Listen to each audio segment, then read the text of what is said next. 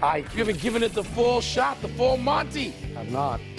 Welcome to PTI, boys and girls. In today's episode, Wilbon's Bears beat the Packers, the Bills top the Jaguars, and the Patriots stuffed the Chargers. But we begin today with the biggest surprise of the weekend's NFL wildcard playoff games. San Francisco beating defending Super Bowl champion Philadelphia in Philadelphia, where the Eagles had won 5 straight home playoff games. The 49ers lost tight end George Kittle to an Achilles tear in the second quarter, still won 23-19. 49ers scored 13 points in the third quarter and stopped the Eagles on a 4th and 11 on the last real play of the game. Wilbon, what is the focus? 49ers win or Eagles lose? I think they scored that in the fourth quarter, right? Not the third quarter. Yeah, and fourth Tony, quarter. I don't know where to start this because I can't help myself but to take a shot at the Eagles. Okay. In this way. I'm tired of them. I grew tired of them 2 or 3 weeks ago. You know, that just drama, just every week, starting at like week 4, drama and A.J. Brown. I don't want get out. Just get out of our lives and let a team go out there who has one injured player after another, not just injured player like role player. No, really good players. Stars really good with like Fred Warner's been out, it seems like the entire year. I know it hasn't been. Then they lose Kittle yesterday. No, the 49ers are to be admired. By the way, I think that Shanahan is coach of the year, regular season. I know yesterday doesn't count. But for how he kept that team going in the proper direction without drama all season long. So I guess I've come to praise the Niners more than I've come to just heap criticism on the Eagles. I had this completely wrong. I thought the Eagles were going to win comfortably. I thought they were going to do to the 49ers what the Seahawks had done to them a week before, just grind them down. That's what I thought would happen. The 49ers scored first, as incidentally, every winning team in the NFL scored first and then won the game. But I thought that their defense would not hold up. And for a while, I think I was right. Philadelphia was up 13-10 by the end of the first half. They had 2 long sustained drives. They held the ball 19 minutes out of the 30 minutes, right, which is a long time. But in the second half, they got nothing. Like every week, they get nothing every week in the second half. That's right. They are averaging 9.5 points in the second half, and this time they only got 6. Look, I give the 49ers a lot of credit here, and I give them special credit for that trick play at the beginning of the fourth quarter where the wide receiver, help me out here, Juwan Jennings. Who used to be a quarterback. Okay, so he does the option pass to Christian McCaffrey, who makes a great catch on a pass that is a little bit too long and a little bit too far right? And they end up... If he had a glove, it would have been Willie Mays for San Francisco reference. And then again, I'm looking at what the Eagles are going to do, and maybe you are referring to this as well.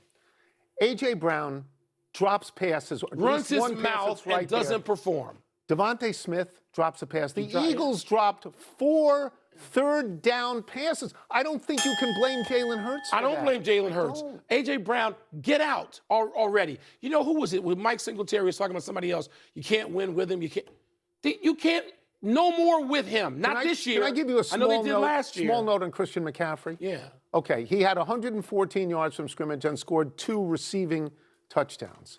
He has now gone his last 5 playoff games with over 100 yards from scrimmage. And all 8 of his playoff games, all 8, he has scored at least 1 touchdown. It's the longest streak of anybody to start their career in the NFL in history. You think Carolina feels bad trading him now? Because they should. Yeah, they don't exactly know how to use him, apparently. Let's move to Sunday's 2 other games. Josh Allen earned his first road playoff win by powering his Bills past the white-hot Jaguars 27-24. And the Patriots stifled Justin Herbert, and the Chargers allowed just 207 yards of offense in a 16-3 win. Tone, which win did you find more impressive? I think it's the Bills.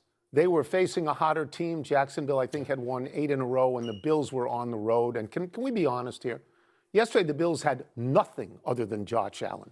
They had nothing else. He willed them to win, and then he executed that. He put his body on the line every single play he was out there. He went to the blue tent twice, once because they thought he might have had a concussion, and once because he had a knee. Came back out. He leads them down the field. That last drive, who makes 10 yards on a quarterback sneak? I mean, he was... Well, if you have a guy carrying you 6 of them... So tough. He was so tough. And as you said, he had been 0-4 in road playoff games. And you know the last time the Bills won a road playoff game? I was there. It was against Miami and Dan Marino. In the 1992 season. Ooh. That's a long time ago. So That's a long time. Let me shift to the other thing for a second here. Ago.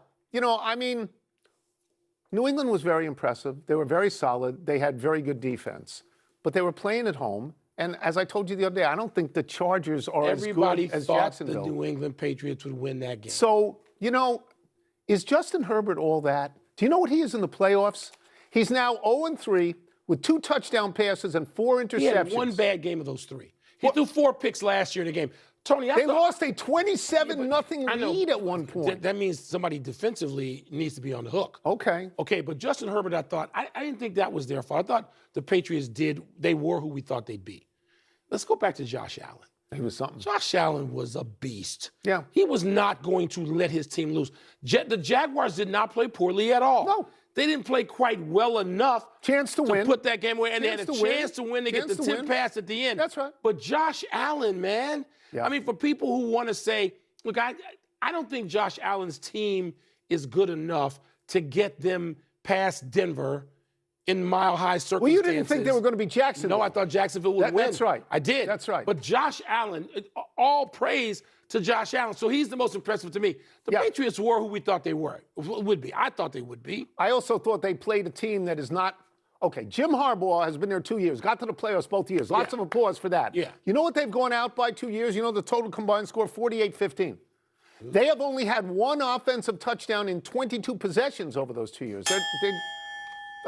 They got some work to do in building that thing before, but I don't want to blame Justin. I'm not throwing Justin Herbert out, right? I mean, there's some teams that would. So if I were to say to you that in the playoffs, he's sort of like Lamar Jackson, you would say no?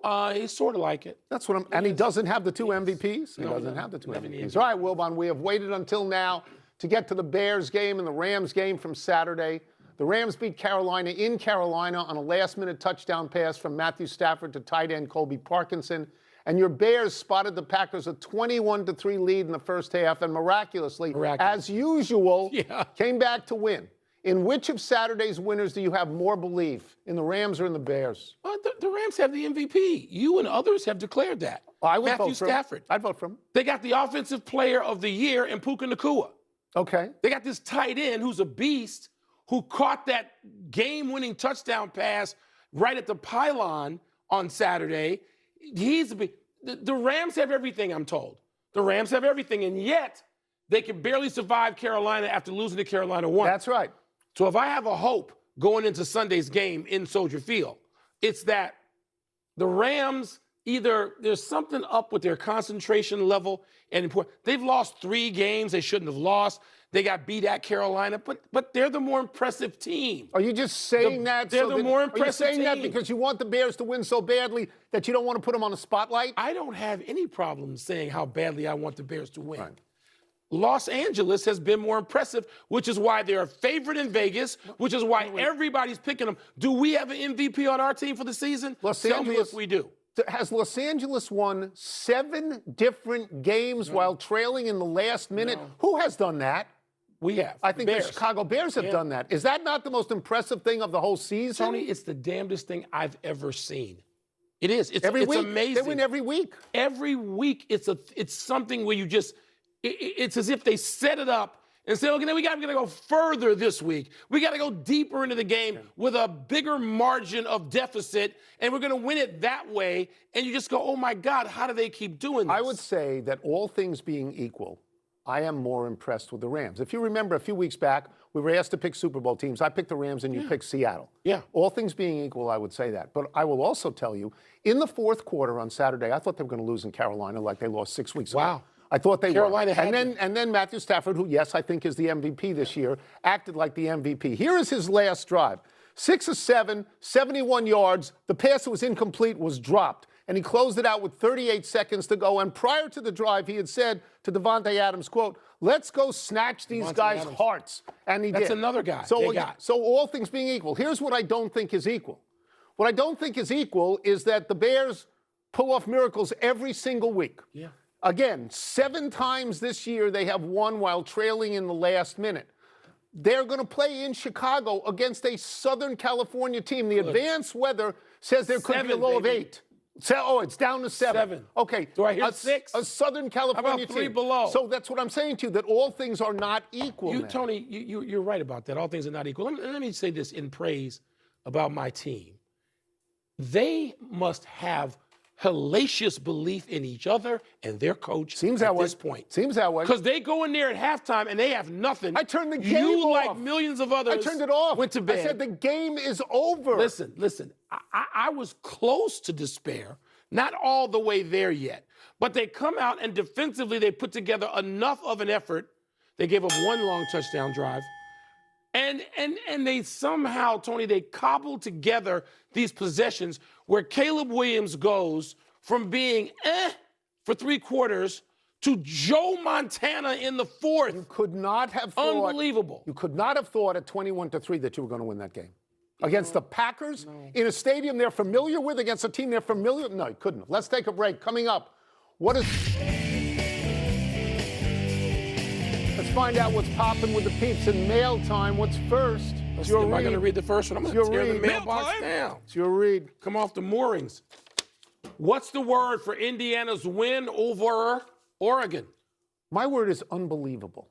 My word for everything that has happened since they've gotten Curt Cignetti is unbelievable. They went over 100 years, loss after loss after loss after loss. Curt Cignetti is now 26-2 and 15-0 this year. They rolled. You want to talk about roll tide? They rolled Alabama 38-3. They were the only bye team in 2 years to win. Then they rolled Oregon 56-22. Okay, their combined scores against Oregon, Ohio State, and Alabama this year, I believe that's 4 games total, is 107-36, right? The Indiana defense cost the Oregon quarterback, Dante Moore, about $100 million.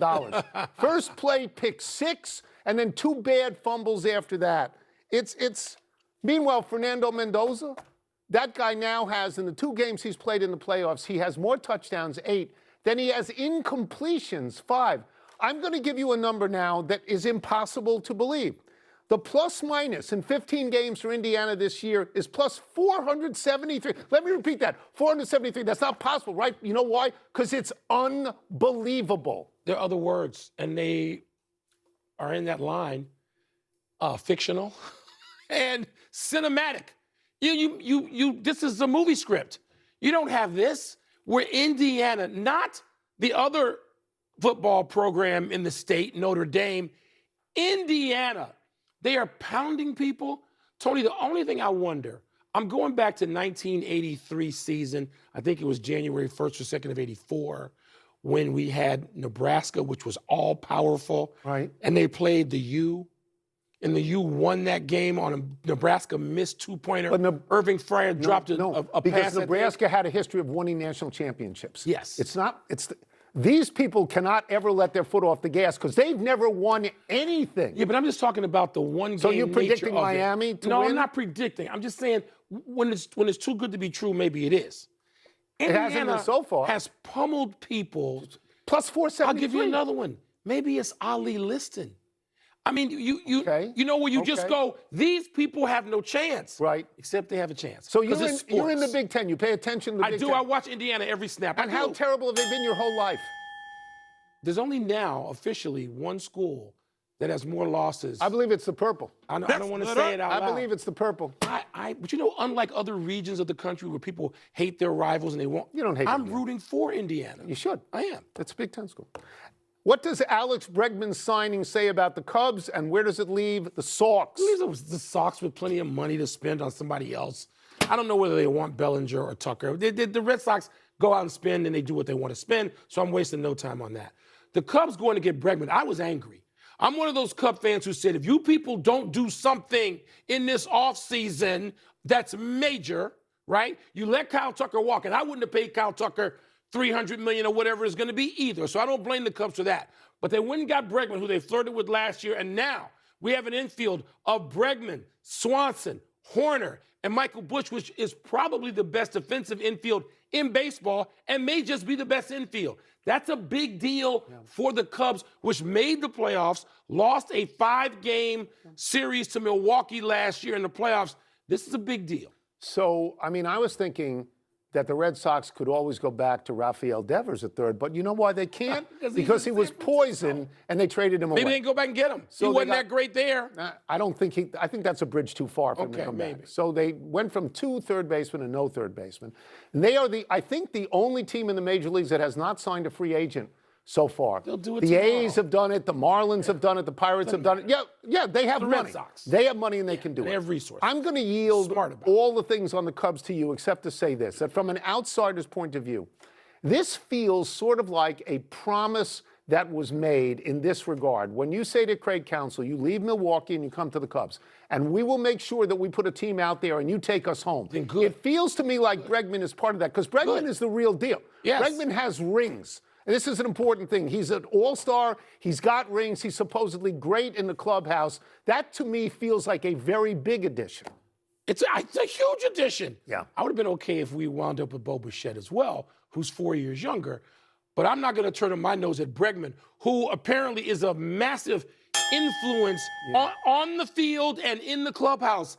And, of course, most teams need that, particularly the Cubs. They haven't won anything. Very excited. Well, they won a few years ago. They hadn't won anything in 100 years. That's 10 years. That's 10 years, not 100 years. Close. Enough email. Let's take one last break. Still to come, Lane Kiffin, your boy, reportedly lands his quarterback for LSU. And who has the edge tonight between the Texans and the Steelers? The Bears have everybody's heart. Cubs had to do something, and they did. They did. At the same time. They did. At the same time, Caleb is throwing 4th and 9. The Cubs are getting Bregman. You want to say hello to Lane Kiffin and congratulations? Lane, what's up?